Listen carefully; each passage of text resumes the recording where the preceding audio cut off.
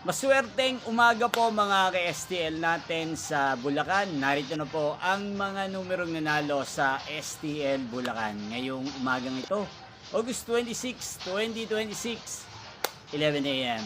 Kaya't kunin nyo na po ang inyong mga ticket. Narito na po ang resulta para po sa STL Bulacan. First draw result, August 26, 2026, 11 a.m. Ang mga numerong nanalo 14 at 15 in exact order. sa lahat po ng nakataya ng mga numero niyan kanina. Congrats po sa inyo.